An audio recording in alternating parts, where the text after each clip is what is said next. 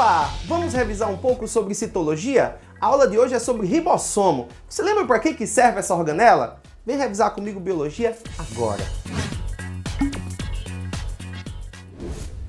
E aí, fofinhos, beleza? Eu sou o professor Jean Brito e esse é o canal Biologia na Veia, um canal de apoio aos seus estudos, gratuito. Aqui a gente tem resolução de questões, aqui a gente tem aula teórica. E a aula de hoje é sobre citologia, especificamente citoplasma, mais especificamente ainda a organela citoplasmática ribossomo. Então a gente preparou uma aulinha para vocês, para a gente revisar rapidamente o que é essa organela, para que ela serve, quais são os organismos vivos que possuem, quais tipos de células tem ribossomo e assim por diante, beleza? Então, primeiro passo importante, pessoal, o ribossomo é uma organela não membranosa. Isso é um ponto bem importante aqui para a gente citar para vocês, tá?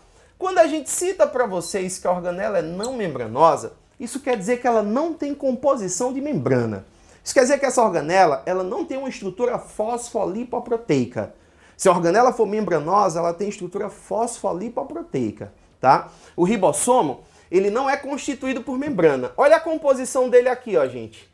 Ele é formado por RNA-R, esse RNA-R é o RNA ribossômico. Esse Rzinho aqui, gente, ele pode estar antes aqui do RNA, tá? Aí pode ser RNA ribossômico, porque a sigla RNA ela é em inglês, né? Então o ribossômico pode vir antes também. Então, tanto faz a gente colocar RNA-R ou pegar esse Rzinho e colocar antes desse RNA. Então ele é formado por RNA-R associado a proteínas, certo? Então, essa formação do ribossomo, ela vai acontecer nas células eucarióticas dentro do núcleo da célula, especificamente com a contribuição de uma região, né, chamada de nucleolo.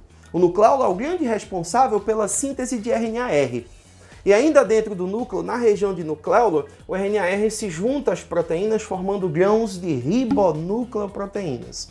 Isso nos eucariontes, tá, gente? Porque procarionte não tem núcleo, né? Procarionte não tem nucleolo. Então a gente não fala dessa formação do ribossomo desse jeito, né, para procarionte. Então essa formação do ribossomo no núcleo, com a contribuição do nucleolo, onde a formação do RNA-R e posteriormente a junção do RNA-R com proteínas formando grãos de ribonucleoproteínas é típico de seres eucariontes, que são aqueles que nós estudamos mais no ensino médio, tá bom? Outro ponto importante para a gente citar aqui para vocês, gente, uma das coisas mais importantes que tem para a gente estudar sobre a organela é saber a função delas, tá? Aqui é a função do ribossomo, ó.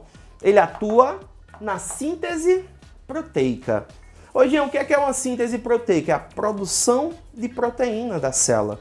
Toda célula, tá, gente, tem que ter um mecanismo para a formação de proteínas. As proteínas são as moléculas orgânicas normalmente encontradas em maior quantidade nas células, tá? Óbvio que célula vegetal pode ter, por exemplo, muito carboidrato por conta da parede celular, mas em geral a proteína termina sendo um componente orgânico muito comum em células. E essa produção de proteínas, tá, gente, a gente chama também de tradução. A gente vai ter uma aulinha aqui também para falar especificamente sobre a tradução, tá? A princípio a gente vai só falar do ribossomo de uma forma em geral e depois a gente comenta para vocês um pouco sobre tradução. Então, função do ribossomo: síntese proteica, tradução. Em qualquer tipo de célula, tá, gente, quando estiver acontecendo síntese proteica, estiver acontecendo tradução, isso vai estar ocorrendo no citoplasma, tá? Síntese proteica nunca acontece no núcleo da célula, é sempre no citoplasma. O ribossomo pode até ser produzido com a atividade do núcleo, tá? Mas a atividade do ribossomo em produzir proteínas só vai acontecer no citoplasma, tá bom? Então, é uma organela citoplasmática que tem essa função super importante para a célula atuar na síntese proteica. É a única organela citoplasmática que acontece tanto em eucariontes quanto em procariontes. A única organela citoplasmática que ocorre nos dois tipos de células, tá, gente? Então, esse é um ponto importantíssimo também para a gente citar para vocês, pois isso é abordado em questões de provas de vestibulares, tá bom? Outro ponto importante, ó. Apesar de ser uma organela que acontece tanto em eucariontes quanto em procariontes, essa organela não é 100% igual nos dois tipos de organismos. A gente disse que nos eucariontes, ó, o ribossomo ele é 80S e nos procariontes ele é 70S. Aí você podia perguntar, Jean, o que é esse S aí que está no final? O S é uma unidadezinha que faz referência à velocidade de sedimentação.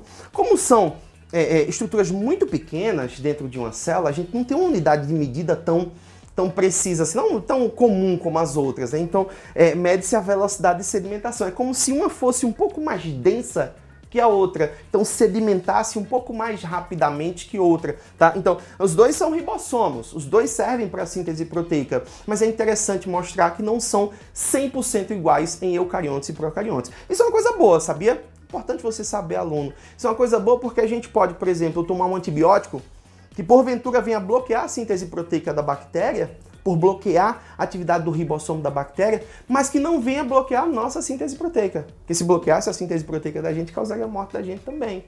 Então, existem alguns antibióticos que têm atividade que bloqueiam a síntese proteica, mas bloqueiam apenas dos ribossomos dos procariontes. Isso termina atingindo apenas esse tipo de célula e não influenciando na nossa célula eucariótica. Beleza? Então, pessoal, o ribossomo ele é formado por duas subunidades, ó, sempre assim. Uma subunidade maior e uma subunidade menor. Então, o desenhozinho dele nas imagens, nas figuras que a gente vai pegar de questões, normalmente ele aparece dessa forma, tá bom? É possível que ele apareça já acoplado junto ao RNA mensageiro, porque ele vai deslizar sobre esse RNA mensageiro para fazer a tradução, para produzir a proteína, tá bom?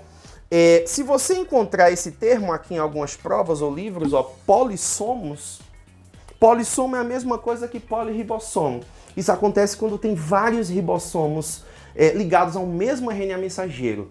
Importante lembrar que eles todos estão produzindo a mesma proteína, o mesmo tipo de proteína, tá? Então tá tendo uma produção em larga escala de o mesmo tipo de proteína. Isso é muito comum em procariontes, embora não seja impossível da gente encontrar em eucariontes isso acontecendo, tá bom? Falar em eucarionte e procarionte, tá, gente? É importante lembrar que o ribossomo nos eucariontes, ele pode estar livre no hialoplasma ou ele pode estar junto ao retículo endoplasmático, formando o tal do retículo endoplasmático rugoso, que não existe em procariontes. Nos procariontes ele vai estar sempre livre no hialoplasma, ou de um em um, ou formando os polissomos aí, mas não associado a outra organela, tá bom?